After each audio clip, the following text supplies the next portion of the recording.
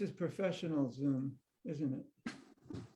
I do not know how to do that. Hang on, gallery. Okay, there we go. Now there you are. Okay, all good. All balance in the world again. I'm got to get off of Russian. Kashishwar, should I be on English channel or off channel? You can be on off channel. Okay. We can. It's good. Okay. It's good Maha's the translator. I feel better about that. Okay. Hi, everybody.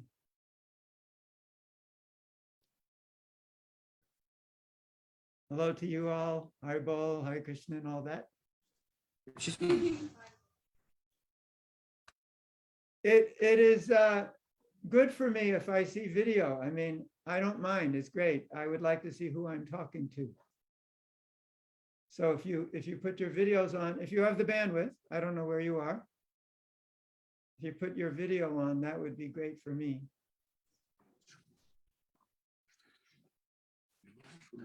More personal. So that's everybody in Orlando. Huh. Yes. Can you see the audience? Yeah, I do. I see them. Hi, all you. Translation? Okay. Okay. Mahashai, could you start translation, please, so we can hear you on the Russian channel? You can say something. Yeah, you can. My wife, she's checking out. Just 1 second, please. Нету? Okay, now it works. Okay, Hari, we can start now. Thank you so much for your time. How may I be We are of very service? Okay, Hari, so we have around 100 devotees here gathered for our Russian festival dedicated to the 50th anniversary of Srila Prabhupada's visit to Moscow. And mainly we are all discussing the early years of preaching in former USSR. So we have already listened to Shyamasundara, Kirtiraj, and Haripuja Prabhus yesterday and before yesterday. And of course, everyone mentions you because you played a significant role in the preaching of Krishna consciousness in Soviet Union. So everyone is excited to hear your story. But as we discussed before, you express your interest to actually explain why you have been doing all this selfless and fearless preaching activities. So you can just share your stories. Well, you asked me to do that, so therefore I said I could. So I expressed interest. Okay, I get it. Why? Actually, that's a great question. And I think the question of why we do what we do and why we feel like we feel, the underlying motivation, this is all extremely important. And thank you for actually asking that question, because it's a great question. And therefore, I was interested in it.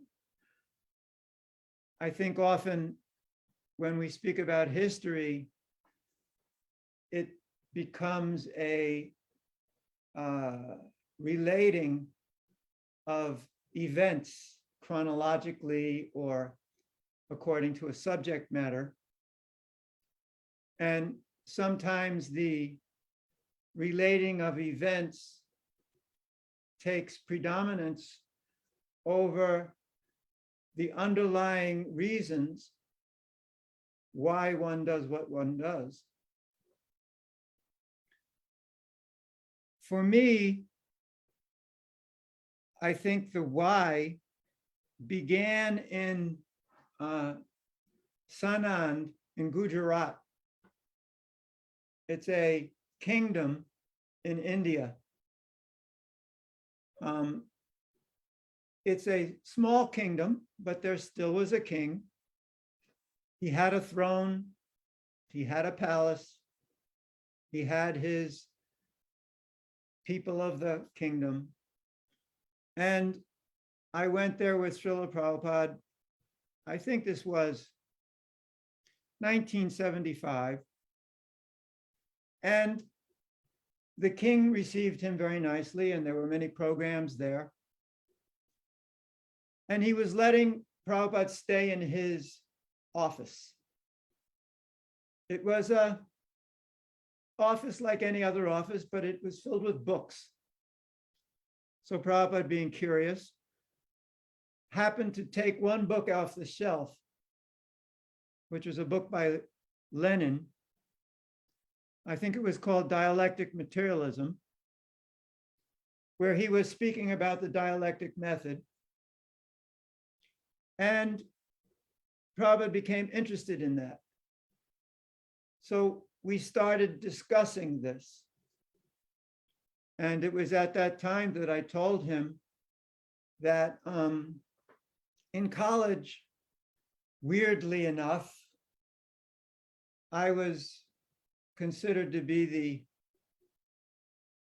the top student in the Marxist philosophy. Not because I wanted to be a Marxist or a communist, no, not at all. But because I found it fascinating. I found the philosophy fascinating. I found the philosophy of giving what you can and taking what you need, because it was very much according to our late 1960s, somewhat commune style lifestyle activity that we were very much into. So I thought this was an interesting philosophy, but what I thought was even more interesting was how that incredibly idealistic philosophy, which was categorized as utopian, translated into the Soviet system, which was extremely socialistic, which was extremely controlled. And so I thought it was very interesting to talk about the steps from Marx to Lenin, and then on to Trotsky and et cetera, to Stalin. And well, you know the history better than me. So I felt that this was a fascinating subject to discuss, and Prabhupada actually liked to talk about it. So we were talking about it for some time. I don't remember exactly how long. Went on for some days. It became a theme while he was getting a massage, or, you know, when I would bring him food for lunch or something. It became a theme. And then he asked me at the end of it to write a book called Dialectic Spiritualism, where the same dialectic would be translated into a spiritual understanding of thesis, antithesis, synthesis, how you would end up in a spiritual conclusion. So I like that very much. But I did not take that as a life-changing event at the time. A little later, maybe, I guess, 6-8 months later, I ended up, he sent me back to, I was supposed to go back to America. Funny side story, but that doesn't matter. I was supposed to take over the Radha Damodar party, but Tamal Krishna Maharaj told me I was only supposed to take one bus, so I wasn't really interested. So he kind of cheated me on that. So I ended up in London, and then Hansaduta, who I had known before, we were friendly, told me to, why don't you go to Eastern Europe and do some programs? So I started doing programs. And then I wrote that to Prabhupada, and he told me to stay and continue doing things in Eastern Europe. And then I realized that, isn't this interesting? We had this discussion about the book by Lenin. And then here I am, all of a sudden doing that in a very unexpected way.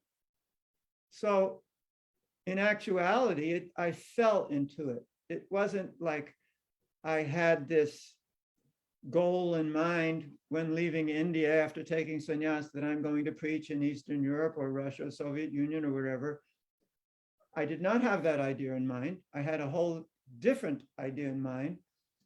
And suddenly I was there doing that. So I felt it was Krishna's arrangement.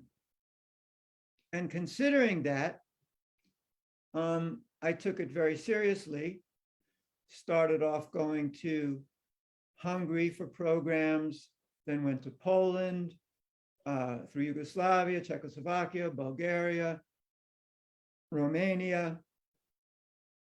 So at that time, I'd gone all around, and then I was also helping Kirtiraj to arrange with Rameshwar the book fairs, and we were keeping in contact and everything. I had known Kirtiraj since 1971 in Brooklyn. So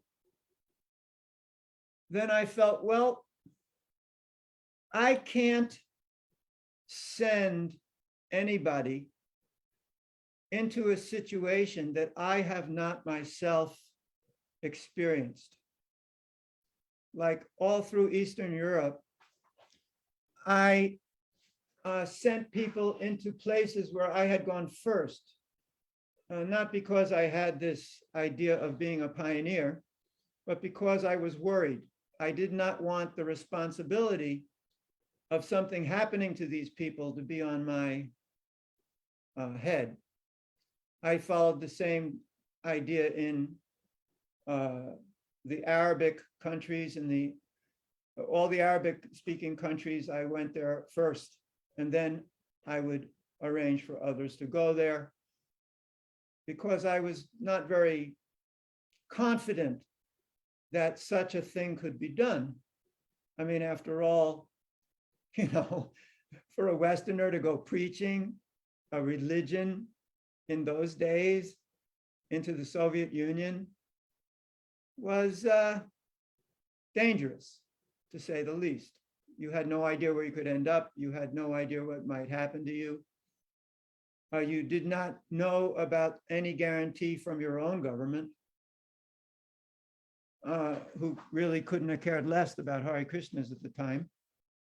So I decided, well, considering that was my philosophy, I had to go first to the Soviet Union to go inside, not with an education visa or with a invitation from a professor, but to go in as a tourist, to go in to see who I could meet outside of a controlled environment, to see what I could do. So I went with Suchandra, who later became Bhakti-bhushan Swami, and we went there just to do a feasibility study. Is it possible for us to hide who we were, to go in disguise, and to meet people, or to see what we could do? Because there was no program to go into. When I first went to Hungary, there was a yoga club, and I had an official invitation to that yoga club. So it gave me an excuse to go there. It gave me an excuse to even have public kirtan in the yoga club. It was allowed because it was invited. It was a cultural event. But this was different. This was more clandestine, which made it far more complex. So when I first came, we first landed in St. Petersburg, and we went places. We went to the university there, and I met a couple of people. First of all, even to find somebody who spoke English, you had to use excuses like, can you tell me where the library is, or any excuse we used where could we get something to eat, to try to meet people there in St. Petersburg. And I met like one or two people. Yeah, they were not like very helpful. It was not like it was something that I thought, yeah, this is going to work. So I was not very encouraged. Then we come to Moscow, and I managed somehow to get through to Anand Shanti, who Shyama probably told you all about. And we met at one of those, you know, in Moscow, those big Stalin buildings. I don't forgot how many he built all around Moscow. And we were staying in one of them. Oh, no, not that was another time. Sorry. It's tough. There was a few times in the beginning. No, we stayed in that hotel. Only foreigners were allowed. And we walked to that place and we met him outside there. And we walked to where this group was. There were about 8 of them altogether, some of whom had been in the institute that Anand Shanti was working with or had been to, and he had been speaking to them. So when I met this very small group of people, and when I went and talked to the head of that institute, I think it was the Psychic Institute or the Metaphysical Institute, I don't remember, Parapsychological Institute. It was in the bottom, actually, of I think it was the KGB building. I wasn't even sure. It was in the basement. There was this office there. He wanted to know about Shambhala. He wanted to know about all the mystical Indian things. And I was very uncomfortable explaining. So I was just telling him what I could and explaining what I could. And then we went back to that group, and I was talking with them, Anand Shanti's group, and I realized these people are really nice. These people, they are really inquisitive. They really want to know. And I was, oh my goodness, this is cool. No longer is it like, you know, I'm meeting somebody on the street and it's called cold contact. You just come up to somebody cold and you try to work out some relationship. Very difficult to do that. But in this case, it was people who Anand Shanti had spoken to. Okay, he was a little unusual, a little peculiar as a person. And at the same time, he really didn't know very much. I'm not trying to diminish his importance, believe me, not at all. But in 1977 or 78, in January of 78, when this first took place, he really didn't know very much. And he was getting people involved in the mystical aspect of Indian culture. And so what was fascinating was that these people were primed and ready for the philosophy, the actual philosophy, which we, all of us, embraced and appreciated. And then I understood, my God, this could be huge. It's not that they just like, because previously I had only met with that, you know, the scientific-minded people or the very people who saw it in what they could get out of it mystically. But these people were actually embracing philosophy. They were actually embracing the principles of spirituality, which were so universally acceptable and were so applicable to their situation now in the Soviet Union, where it was based on extremely pure materialism. And then I was starting to uncover and understand more how significant the church had been in Russia, something which, we in the West did not know. We were as under the control of propaganda about Soviet Union as you. Well, a lot of you are young. You don't even know what I'm talking about. So that's something else. But for you, those of you who are in your, I don't know, 60s and 70s, you know it really well. 50s, you may know something like when you were a kid.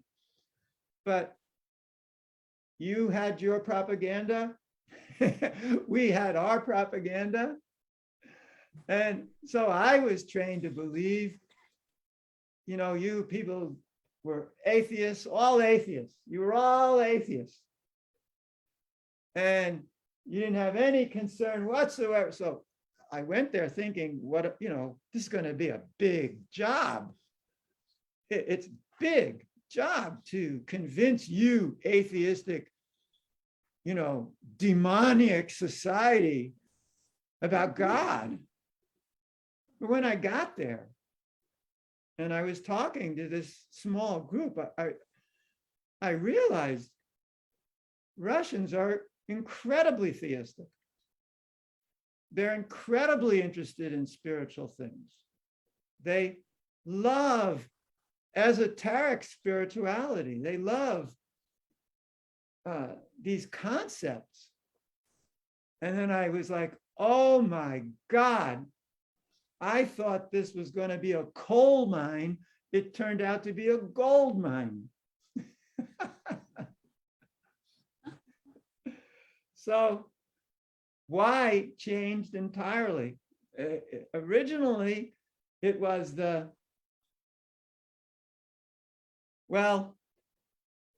sometimes we get the savior complex. We think we're going to go to a place and save people. We're going to, we're going to come descending in on our white horses, the knight in shining armor, and we're going to save people. So in my own bewildered manner, I thought like that, it's going to be tough, but, we'll maybe save one person or two people, and who knows? Instead, it turned out to be this fascinating group of people who the why changed entirely. For me, the savior complex dissolved totally. And the why became, how can I help you people, you folks? How can I help you get something that you so deeply want? And that for me was the predominating factor. That was for me, that became my motive.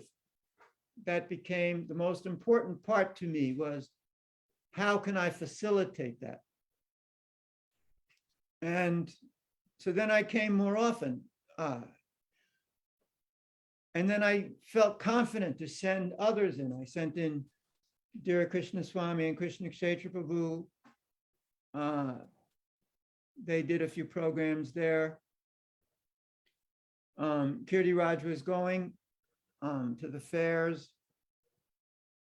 It became something, and we got gradually, the first time I came, there was 8, including Anand Shanti. The second time, I think there were about 45 people. I was stunned. The second time I came, there was about 45 people. And there were initiations, people who were really, really, really desirous. And so then I realized this is a life's work. This is not just something you do whimsically. This is something you dedicate yourself to. So we started doing all this, making connections with airplane stewardesses, and little microfilms were going back and forth, and translations were going on, and printing was going on. I'm sure if Kamalamala spoke to you, he would tell you all this exciting thing, and all of them, what they did there, it was just amazing. But then when Kirtiraj and I got captured, I'm sure he told you about that. Yes? Did he? Yes, he talked about that. So Mhm. I was prevented from coming back. So then it became very hard to balance this, So it became more and more undercover because Andropov was really a negative person. Somebody who I thought would ruin everything. And then devotees were placed in prisons and so many difficult things happened. But what they did not consider was the spirit of all you folks, that it made you stronger. And again, not you who are young, but I mean those who were there at that time. It made you stronger. I mean, the trials and tribulations, Premavati losing her child.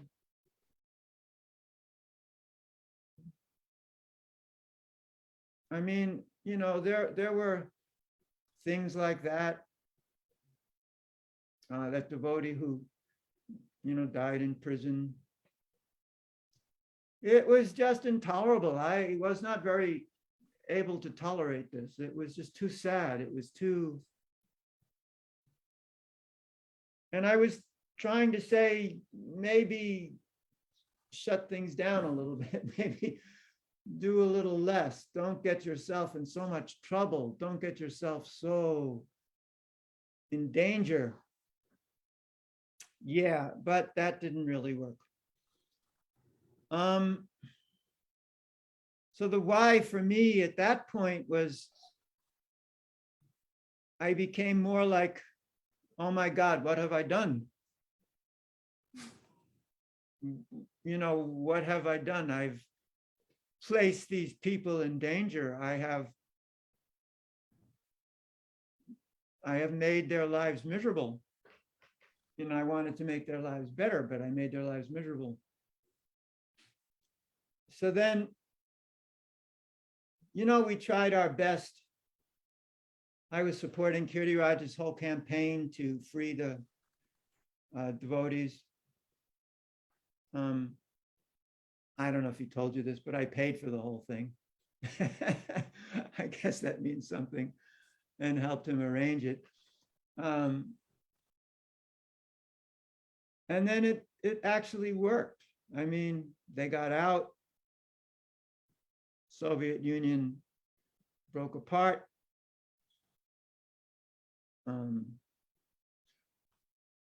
But there was one thing, the why in those days, before we get to that spot, is that in the beginning, I didn't want to have an ISKCON environment. I mean, not because I was against the ISKCON environment, after all, I was managing it, but because I felt that bringing in an institution, institutionalizing the activities with some kind of structure like that would make it a greater danger, would make it a greater threat for everybody. If it was individuals doing things here and there, if it was people, smaller groups, maybe something could work. But if it was an institution, it would have been very much crushed. So I kept everything like in a family environment. In the 1980s, well, up for the end of the 70s up to mid 1980s, it was entirely a family of devotees.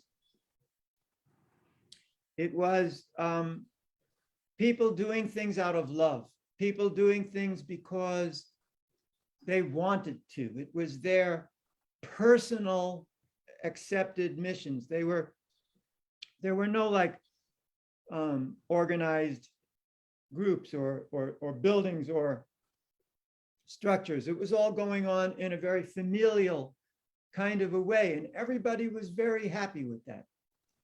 Everybody felt very comfortable with that.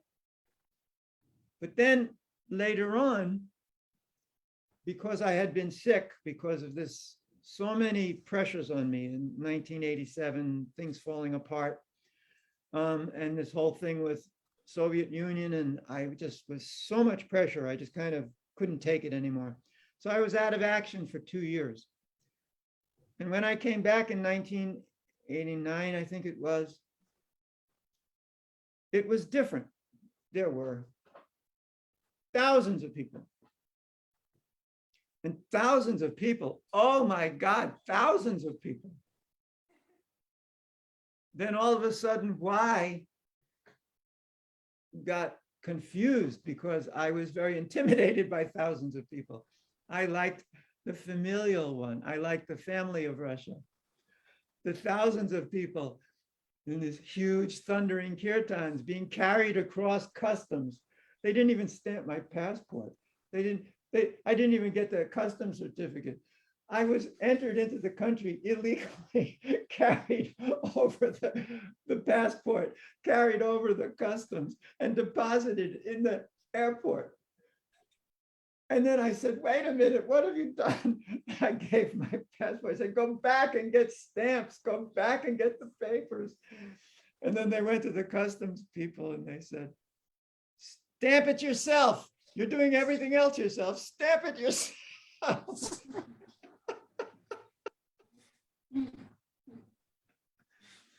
Oh my God, what chaos. Yeah, I must admit, I never really adjusted perfectly to this massive thing it had become, but I was happy for you all, very happy. And then the why after that was, well, I'll just participate in whatever way I can. It wasn't the same. I have to say, it wasn't the same, but it still wasn't. It wasn't bad. It was a new way of looking at this that, yeah, it kind of was very different for me. I don't know if I answered your question enough, but. So like when we were recording your interview, I remember you were sharing that there was a great call for saving the world. That's exactly what Srila Prabhupada actually transmitted to his empowered preacher disciples like yourself. And can you elaborate, please, on that? You know, what actually spiritually minded people are supposed to do to help the world, to save the world, because that was the moods of those days. And that's what we are trying to actually discuss at our festival and cultivate it. So maybe you can share more about that experience you had. You know, again, you know, I'm just trying to have more clear picture about those early days of preaching, and especially about motivation, which everyone had. Well, I can't speak for everyone, but well, sure. The idea was to print, that Prabhupada would write the books, we would print and translate them in languages all over the world and then distribute them, because we felt that if this was going to be shared, the best vehicle to sharing it was Prabhupada's books and festivals or kirtans, food distribution or cultural presentations. That's why he created Fate, the art exhibition, which in Los Angeles. And So we felt this was a good way to share what we felt was a superior methodology of spirituality that should have been all inclusive. Now, what is interesting about Prabhupada is that he had such a depth of experience and such a capacity to make people feel right at home in his presence. He had the capacity to make you feel like you were a wanted guest. He also had the capacity to make you feel completely uncomfortable because he would challenge everything you ever believed or everything you ever thought. And he knew how to balance the two. But he was in his late 70s or mid 70s. He had that experience. When I joined the movement when I was 22. I became a sannyasi when I was 27. I became a guru. I became a sannyasi when I was 27. I became a GBC, BBT trustee when I was 28. I became a guru when I was 29. Just think about that. Really young. So my experience as a human being was, I grew up, went to school like everybody else. I did athletics. I did some other junk here and there. And then I became a devotee. And anything I knew particularly was because I was with Prabhupada for many years as servant or secretary or BBT secretary or whatever. And I learned these principles that, yes, you have to save the world, spread Krishna consciousness everywhere, and save the world. Now, it's one thing to have that as your motivation. It's quite another to be prepared emotionally, psychologically, physically, culturally to do that. It's one thing to carry a flag. We used to do that. We marched up and down for civil rights. We marched up and down for freedoms. We did that. I came from a very revolutionary university. We were the first in America to turn over police cars and burn them and make riot and revolution. We were famous, front pages of newspapers. 1968, 67, 68. It's quite another when you're going to go out and you have to change somebody's way of thinking, change somebody's way of seeing, and to accept the divine influence, to surrender to the divine lotus feet of Radha and Krishna, Krishna who's blue. I mean, this is a big ask. This is very big request. And so when you're that young, figuring out how to do that with pure enthusiasm alone is not exactly the best way to go about it. And I was not alone in this. All of us were young. All of us had a similar problem. And rushing out into the great unknown, it was like fools rush in where angels dare to tread. So sure, we did a lot. And we created a lot. And it was all because let's get bigger and bigger and bigger and bigger. Because this was not requiring all of that cultivation of personal quality. That required more something like, building up, construction. You could be totally in the mode of passion and do this excellently. Because the mode of passion allowed you to perfectly build, to perfectly construct, to do all these things. And mode of passion didn't consider, well, there's people involved. And there's people who have needs. There's people who are burning out. There's people who are suffering while doing that. So that was our problem. Many times people say, look what Prabhupada had to deal with, and that's correct. But it's not because we were uncultured.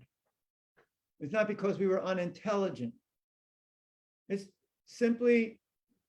very much based in lack of experience outside of one's own culture. Americans are incredibly isolated. Hardly anybody speaks more than one language. Mostly everyone here speaks English or Spanish, and a few both. In Europe, everybody speaks multiple languages. So the culture there is very mixed. You get very used to different peoples. You get very used to different food, different music, different ways of being. But in America, or even South America, that's a big chunk. Those are two big chunks. Maybe different languages, but the same kind of situation. Pretty much a homogeneous kind of a culture. Not much experience dealing with outside of that. So saving the world is much bigger than America or wherever you are. The world is a big place, and people in the world think in all kinds of different ways. So to have the capacity to adapt to multiple cultures, to multiple ways of seeing things, it's very difficult. It's extremely difficult to learn that on the spot. So to go into something and just use your own culture's methodology to define the future of people who are not familiar with it or not interested in it is a formula for disaster. And I think that this is the predominating principle that caused whatever took place in those young, unexperienced people to have to completely change and adjust and to do things differently. I chose to do things in a whole nother way. Other people are doing it in other ways. But I think what you see happening is that the idea to save the world has transformed into the idea of save yourself and adapt to the world and influence the world in a positive way. And this, if I look back on the way Prabhupada was speaking with me and the way I saw him deal with people, is very much the way he thought too. I felt that he wanted to send his emissaries, to the countries where they were from, because they knew best how to do what was needed to be done in that place, because they knew the cultures. They knew what way to do things. But I'm not sure I addressed your question, so ask again. You know, if I get off on these tangents, just stop me. I babble a lot. No, I think you're speaking about important things. I'm just trying to, you have been in the preaching, in the helping so many people in their spiritual development, and I'm just trying to see how you actually perceive, the dynamics. Let's say we are here because each and every one is focused on spiritual, like we would like to develop our Krishna consciousness. At the same time, we are all united in some spiritual institution.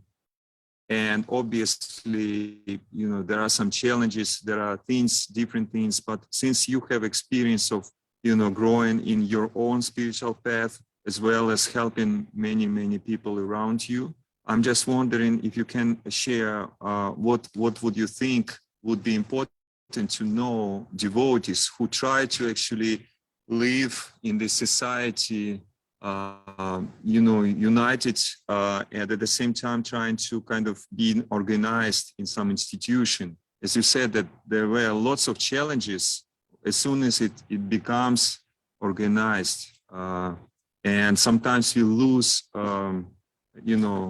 focus, or we lose actually understanding of the importance of individual devotee. I recall. You just explained. Yeah.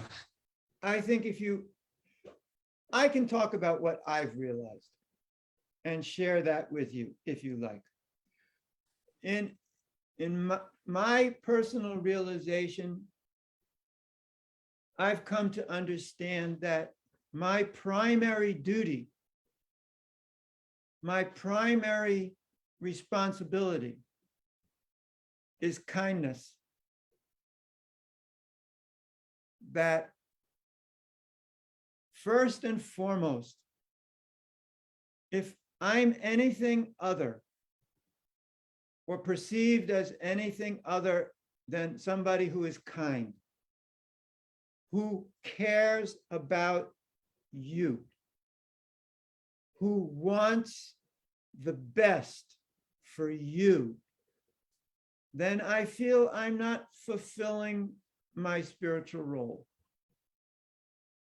I feel my spiritual role is to be who I am, because I cannot be anything else. And when I say who I am, I don't mean something generic like spirit soul, because that doesn't say anything to me. I don't mean I'm a servant. That doesn't speak to me. I wish to be of service because I wish to offer whatever it is that I can offer for the benefit of others as an act of kindness and love. So to do that, I have to be very confident in myself. If you remember various things in the Shastra, Mahabharata is filled with it, there's all kinds of ways in which one can find one's own personal integrity. It's a code of ethics, a code of morality, that you will know what should be done and what should not be done. Not because someone else told you or you memorized it, because there will be thousands of situations that do not fit that exact mold or teaching. but to be able to feel within oneself that right now, in this situation that I am in, this is the best way I can be of service. This is the way I can show loving kindness to this other person. This is the way I can embody the divine. This is what we expect from God. Kindness to us. We expect support. We expect love. When we go before their lordships, the deities in the temple, we basically throw ourselves at them, asking them for these things, because we know they have it in abundance. So if we wish to demonstrate to others how wonderful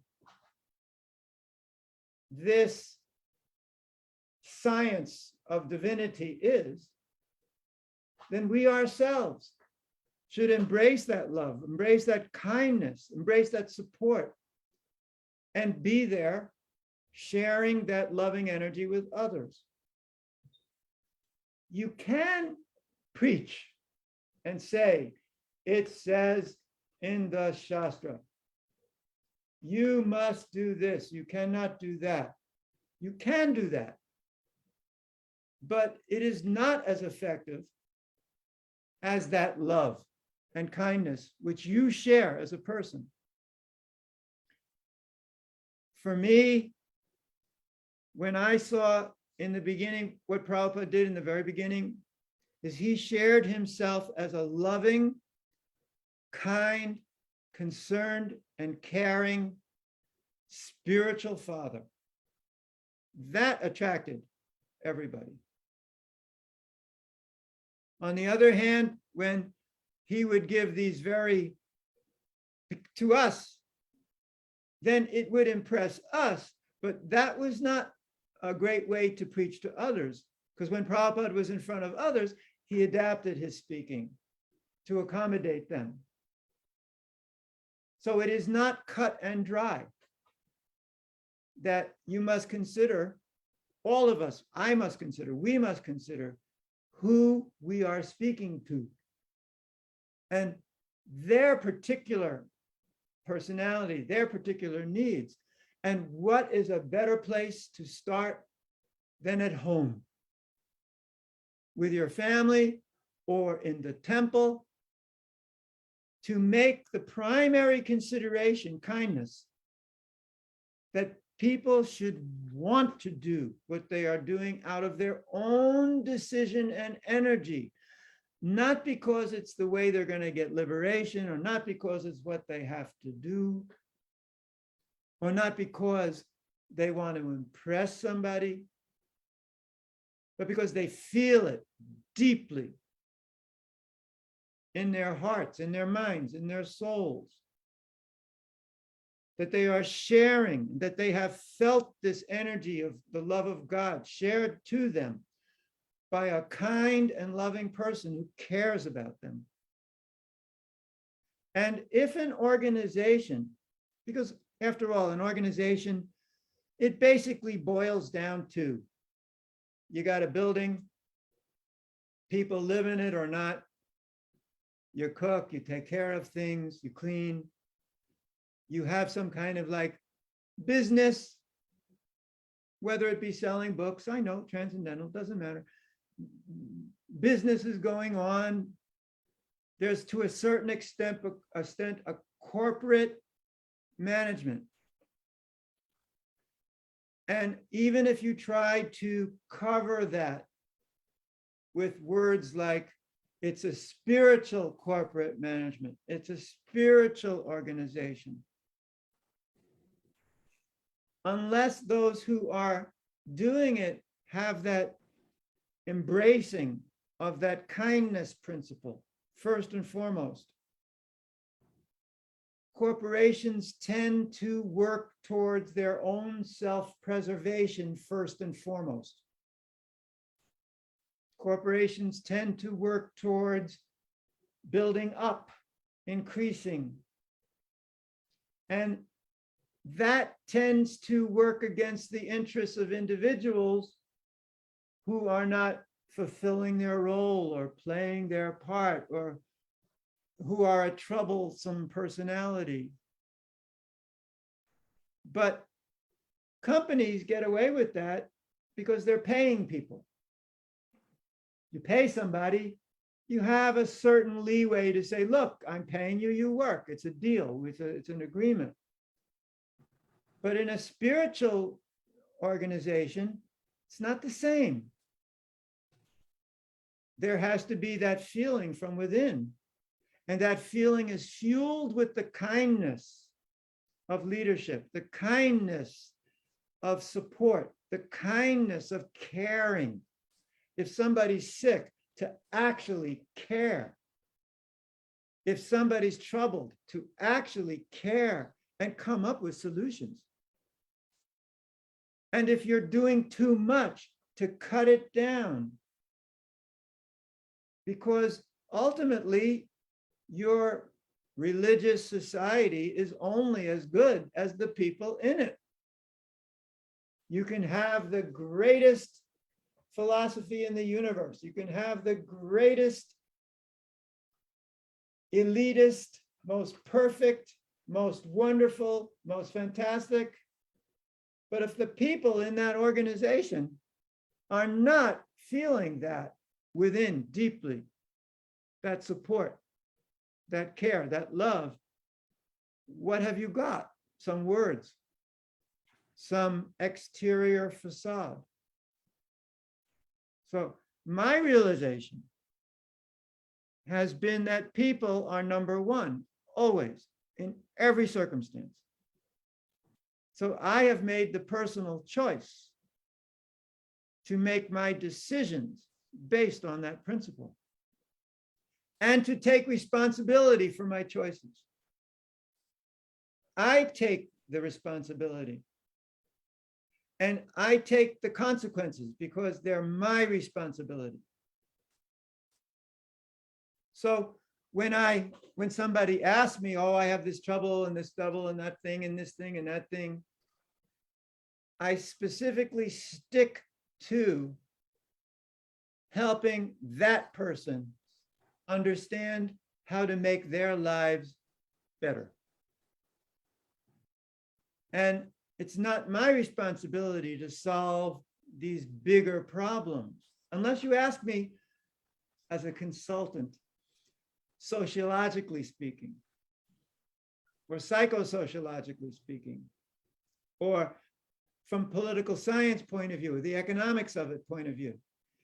You can create structure that works. And you can create a family of people that feel good, but doing the both is the greatest challenge that anyone can face, especially spiritualists. It is very difficult. And it requires a whole new group of people who manage and lead on the principle of kindness.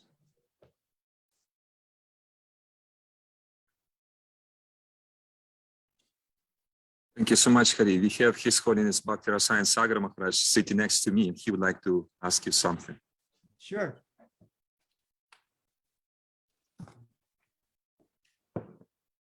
Thank you for your sharing. It's really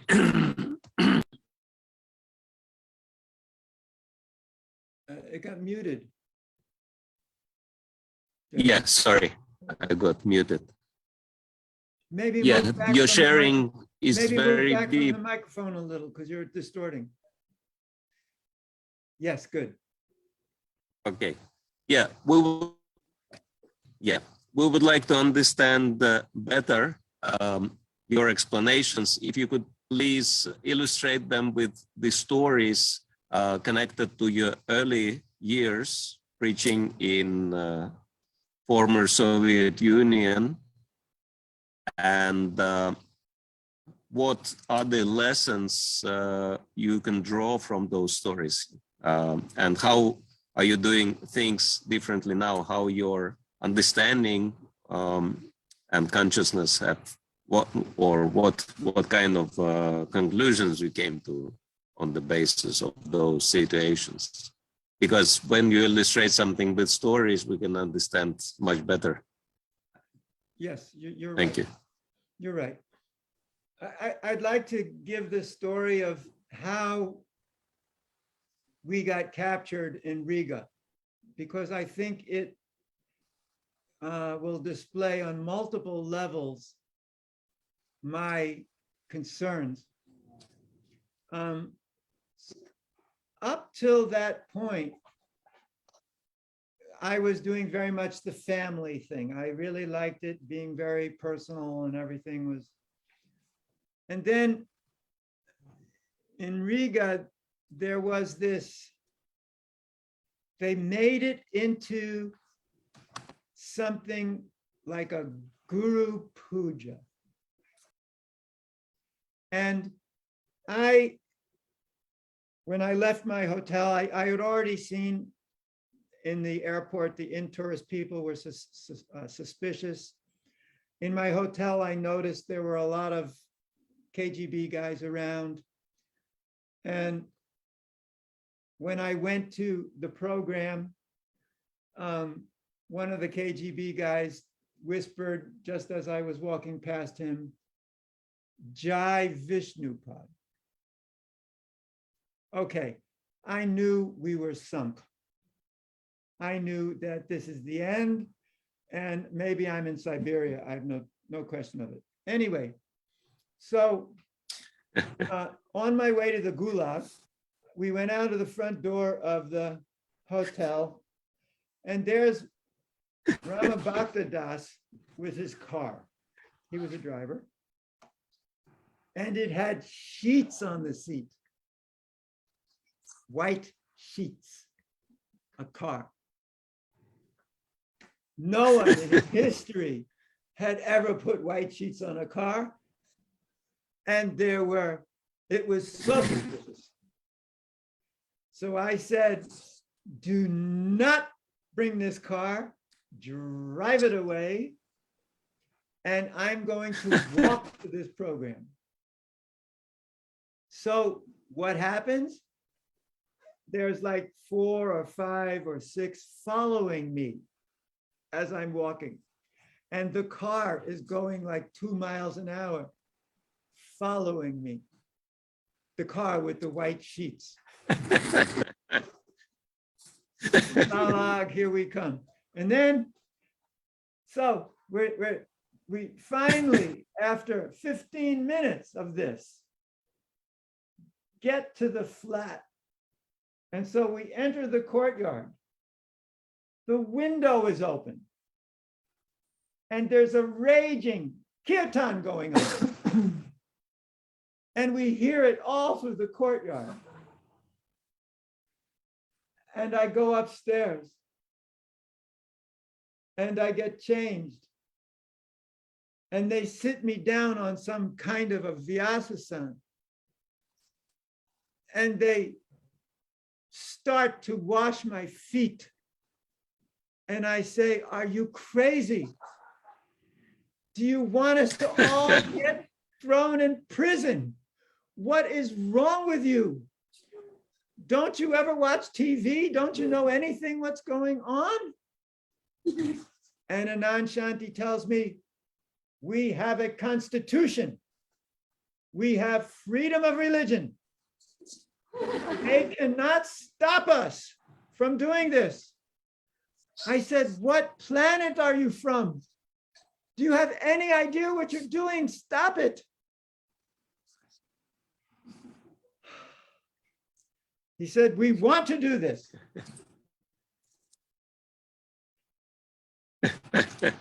So, I mean, as far as an example of what not to do, as far as an example of how to misread the situation, You could not get a better one. And then, okay, we leave that place. I don't know why they didn't arrest us then. I found out later why. And we go to this program in some hall. And it is packed with people. And I know there's no hope. I look in the back of the room and there were two undercover. You knew they were KGB. That's all there was to it. I mean, I watched enough TV. I knew what was going on. And they were looking out the window to down below. And then the girl goes like this. And a couple of minutes later, I'm having a kirtan playing on the film cans. I'm playing mridanga on the film cans. They were empty, thank God, playing mridanga on the film cans. And then they bust down the door and then they come in and everything. Oh, well, that Kirti Raj probably told you. Anyway, organization can work for you. Organization can work against you. And again, when organization works for you, it's great. I mean, a Rath Yatra, I love, for example, when, you know, they have Rath Yatra in New York City. I've only been to it, I think, twice, and I loved it. It was wonderful. You know, the whole city closed down there on Fifth Avenue and Lord Jagannath's rolling down. And I remember in Jagannath Puri doing the, not Jagannath Puri, in Calcutta doing Rath Yatra, and I threw so many bananas off the Rath, I couldn't move my arm for 3 days. That kind of organization, sure, that is wonderful. But when organization is to a certain extent mindless, when it's just moving ahead to accomplish a purpose without considering all of the people involved as individuals, not just the amorphous group, you can get yourself in big trouble. So that was one example. I'm kind of having a sore throat here, so I don't feel like giving another, but I hope that helped. At least it was fun. Yes, please. If you can tell more, we would be excited, of course, yeah.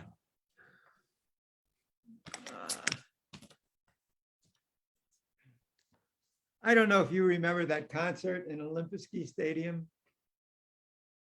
Oh, yes. Gauranga Bhajan. That we had hired 200 policemen to manage the crowd. There were so many people in that stadium. The police chief came and said, "We quit. We're not going to place our lives in danger because of this crowd." The capacity of the stadium, I think, was 31,000, and we had like 34. And there was supposed to be chairs. That all went away. It was all crazy standing, crazy people crowd. And so the police chief told me, if there's anybody hurt, injured, or killed, it's your responsibility, me. Biting nails. So I'm up there trying to control this crowd. And it was coming like waves, thousands of people making waves, pushing back and forth. And then somebody's lifted up in the front and carried away because they had fainted. And then another one lifted up, carried away and fainted. Oh my God. So I go to Boy George and I say, listen, you cannot make a big deal running out there. You got to just go out quietly. I'll hide you. You can sneak out there and we'll just try to somehow get this going. And he goes out with takes his hat off and screaming, Yahoo, Yahoo, running up on the stage and everything goes bananas. And there's another funny story that, you know, we had this smoke. We were going to do the smoke effect on the stage when people came out. We were going to have all this liquid oxygen. I mean, there's a dry ice oxygen thingy with the smoke coming out. And Brahmananda Puri, we spent a lot of money on that. Brahmananda thought something was wrong, something was on fire. So he went down there with a fire extinguisher and stomped out all of the dry ice things and completely nullified thousands of dollars worth of. He thought it was on fire. So the effect went, I was wondering, where's the smoke? Where's the smoke? He needed it to do so. No smoke. So I mean, large crowds are tough, you know? Oh, boy.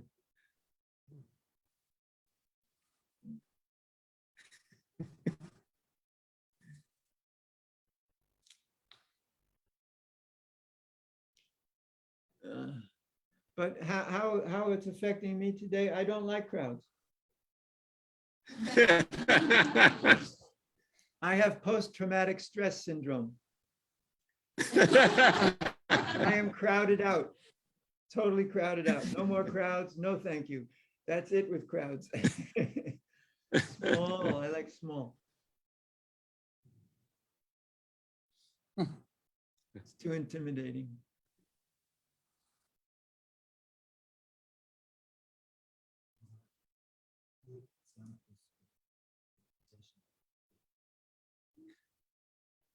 There is a question, if you could tell examples of organization working for your benefit.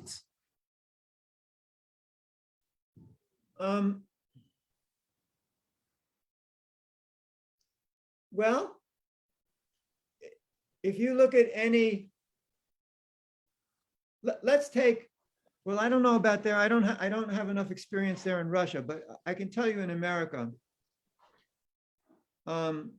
And Sweden, I can tell you about Sweden, America, Germany, any one of these places with a advanced social, it's called a social umbrella. That older people are cared for. If they have nobody to care for them, there's a place for them to be. We get Social Security also, which is we get money every month from the government, which we have paid into throughout. Or we have Medicare, which is insurance, which is that basically everything is paid for. So it's called a social umbrella. In Sweden, if you are not able to work, you're not able to make enough money, they give you that money every month. If you're pregnant, they will give you child support for 2 years. You get long-term leave and you can't be fired. So these social programs created by governments or corporations, a lot of corporations have this too, to protect their workers. That in that way, they act in a manner where everybody is cared for ultimately. Okay, maybe not perfectly, but they're not going to die of neglect. And when I was in my last year of ISKCON, I was creating in Norway a foundation to give global health care to all devotees and to create a pension for all devotees. This was part of what we were going to use that enormous money that came from from Gazprom to make a global network of retirement fund. I had also given Preetha the money to create his hospice in Vrindavan, to make retirement funds, to make health insurance, global health insurance for those who did not have it, and to make funds for scholarships, for education, so that teachers could be trained properly caretakers could be trained properly. Included in this would be first aid, instructions, nursing care, basic stuff, how you take care of people. So I took the example of these governments or these corporations who were doing it and was trying to create that, but I didn't last long enough to do that. So in that way, that kind of a methodology of caring, I embraced and still do, that there must be a way to protect the people, who work within that organization selflessly. Not just feed them, and not only that, but feed them. My goodness, feeding them, you sometimes feed them the wrong stuff. Got to eat healthy. I mean, sure, Krishna likes gulab jamins and rasgullas and sweet rice and all this stuff, but is that good for me? I mean, what's the best for me as a person? That my diet should be very much tailored to me. I mean, even Ayurveda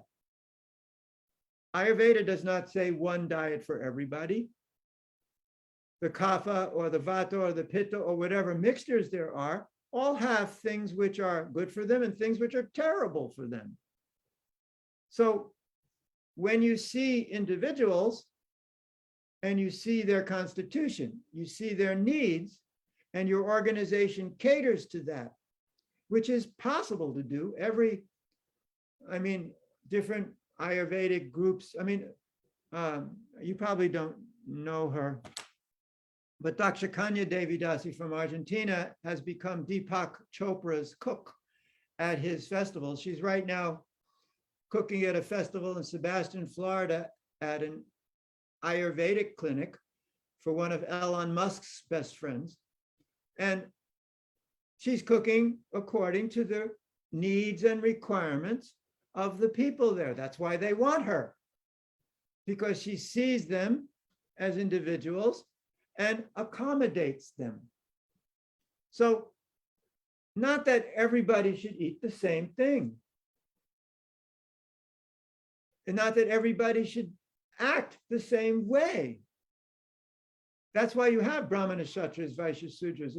If you take somebody who's of a certain mentality and you stick them into an activity that's they're not comfortable in, it ruins them. It creates stress. And one should not think, oh, we're transcendental. We're beyond that. We have no bodily needs or concerns. That's impersonalism. We are people. We are human beings. We have to live by the rules of our human existence. The Varnashram system was not created for the materialists. It was for everybody. Arjuna was a Kshatriya, not a materialist. We have to live within the reality of who we are. So our diet, our sleeping habits, whether we can take cold or not, or whether or not we can do this work or not, or how we feel supported. What if we have a breakdown? What if we're pushed too far by circumstances or experiences that we could never have predicted? Are we to be left on our own? Or are we to be supported? And enlightened society sees every individual and gives that support. It's what a family is all about. The family should prosper. The family should be supported. Everyone should grow up to be the best they can possibly be. And such an organization and such a society will be very attractive, very attractive. Why does everybody talk about Maharaj Yudhisthira? Because that's his society.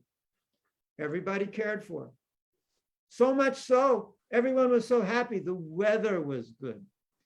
Now we're so screwing up the weather with our mentality of dystopian future, this catastrophe of the future, this anger and violence we show towards each other, the anger and violence we show towards these poor animals or other creatures, the anger and violence we show towards each other. It's just destroying the weather because nobody feels safe and secure. Nobody feels comfortable. And that's Maharaj Yudhisthira's society, completely different. Everybody felt comfortable and secure, and the weather reflected that good energy emanating from all the people, because nature is responsive. You can affect a plant by thinking negatively to it. You can affect a plant positively by thinking love to it, or bringing love to it, or feeling love for it.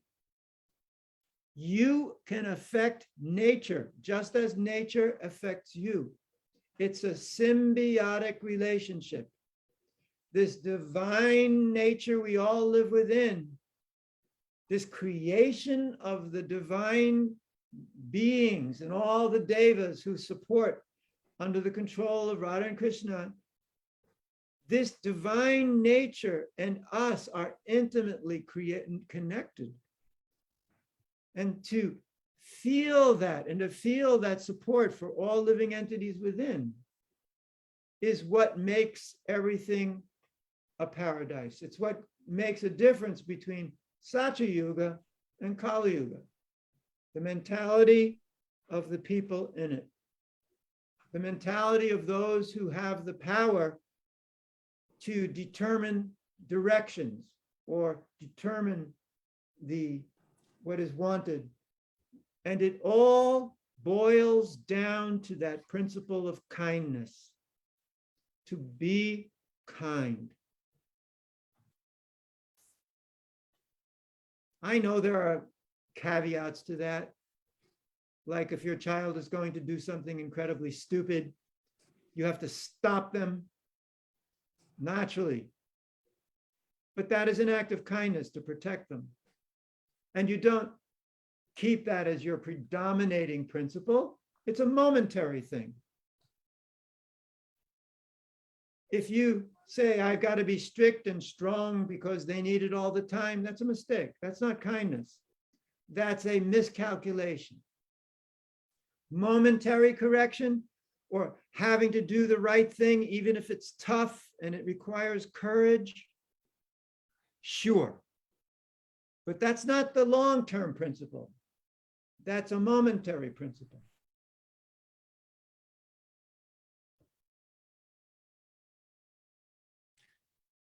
Thank you very much. It was really wonderful. And we have one more devotee here, Patri Prabhu. He is regional secretary for Nepal. He's also Russian speaking. And he wanted to thank you. Can I take Sure. a less than 5-minute break? Sure. Sure, of course. Thank you. That's very kind of you.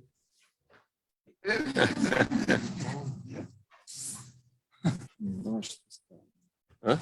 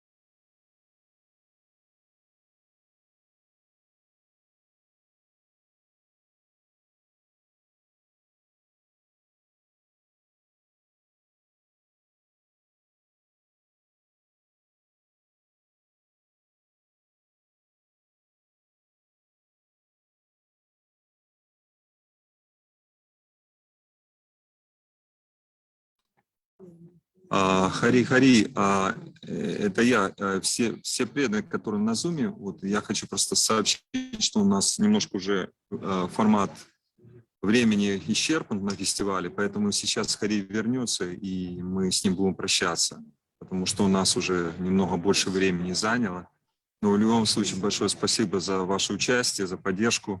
У нас будет видеозапись, ну и, соответственно, и ведется на YouTube, поэтому те, кто не смог посмотреть, смогут позже посмотреть эту запись. Вот, так что сейчас Хари вернется, и мы с ним попрощаемся, к сожалению.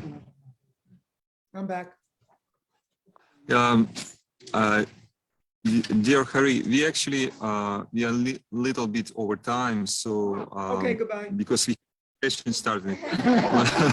But thank you so much for your association, for your time. It was really a great pleasure to see you again. You should have told me that before I did a break, then you wouldn't have wasted your time. That's okay. That's okay. So anyway, it was like in good early days. Thank you. Thank you. Hare Thank you, Krishna. Maha. Thank you so Haribol. much. Haribol. Bye.